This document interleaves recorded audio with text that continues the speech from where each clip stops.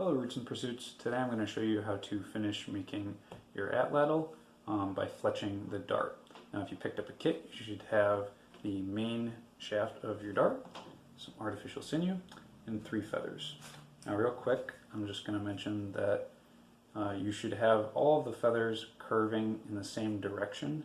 In this case, mine are from the right wing of the bird. You can tell that because when you line up the base and the tip, they all curve to my right.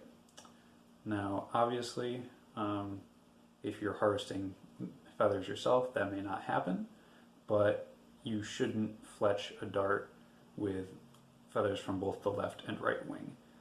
That way, if you fletch them with only right or only left wing feathers, the dart will spiral uniformly. So to start off, I'm just going to stand up and give you a closer look so I can adequately show you how to fletch this. So I'm going to start by uncoiling my artificial sinew and I'm going to grab a feather.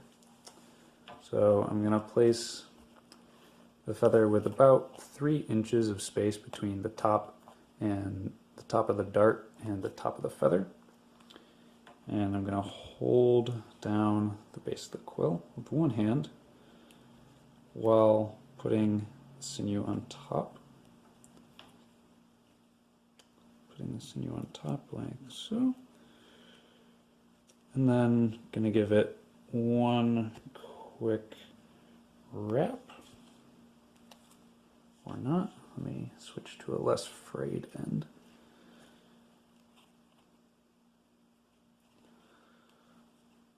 You should have about an inch of exposed quill down here to work with. If not, you can take some feathers and just snip off this part right here. That would be, you should have an inch from here to here.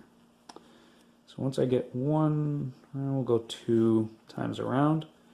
I'm going to grab another feather, and in a similar manner, put it on top and wrap it around. Now obviously you want them to be as evenly spaced as possible, but we can adjust that once we get them firmly attached.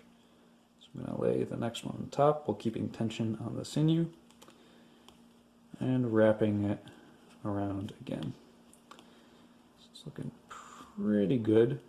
What I'm going to do now is, as I wrap, I'm just going to slowly move down the feather until I am either out of sinew or at the bottom. And one important thing to recognize about artificial sinew is that unlike the real stuff, it won't shrink when it dries. So we're going to have to apply some glue on top of this to hold it in place once we're done. All right. So it's looking pretty good. Just going to make sure the bottoms are lined up nice.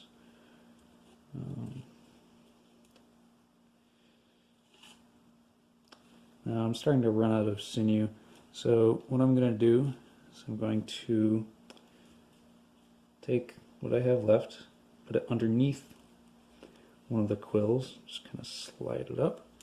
That way it's held in place. Just for good measure, I'll wrap it behind the feather and back down.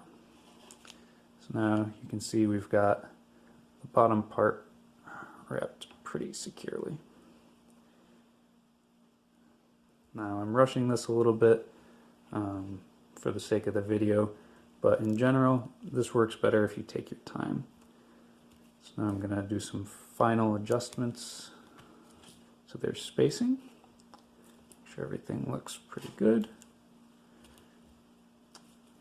Then I'm going to grab my next piece of sinew, start on the top.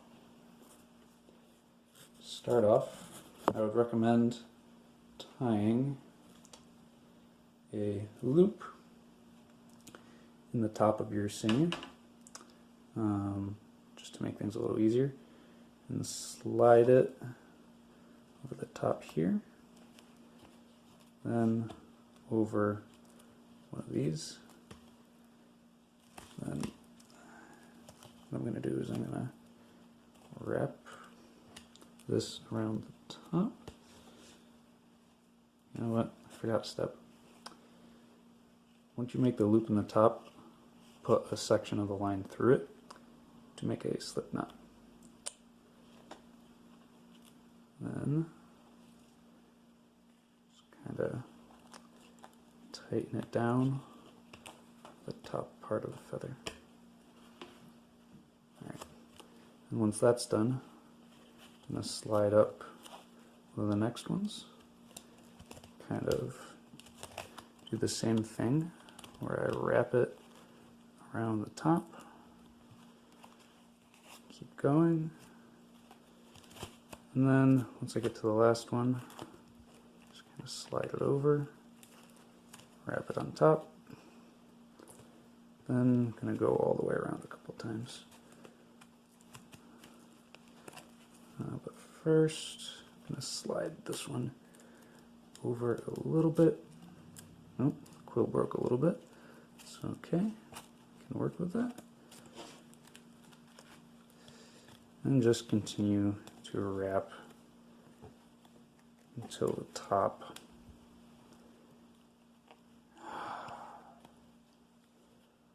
is secure. Sorry about getting out of camera there.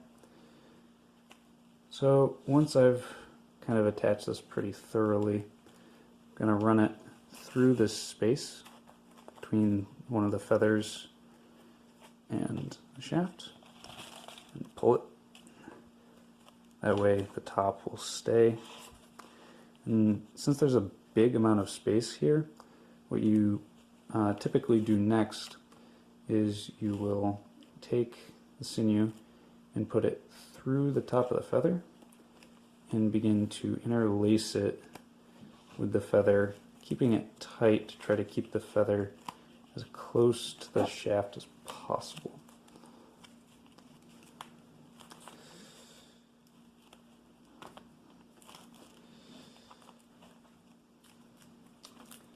Now, the closer the spacing, typically the better it will look, because you're not going to disrupt the feather as much. But it's mostly just trial and error. Obviously I haven't done enough trial and error yet, but this should suffice. Tighten it down a little bit. Do one more, then we're at the bottom. Now, as is, it's functional, but it's not very pretty. Again, the more you take your time with this, the better it will look. So now that I'm at the bottom, I've got this sinew sticking out right here, and this sinew right here. So I'm going to do the same thing where I hook it underneath one of the quills, and from there, I'm just going to do a simple overhand knot on the top to keep it in place, or at least part of an overhand knot. From there, we can just take a pair of scissors, cut the threads that are there,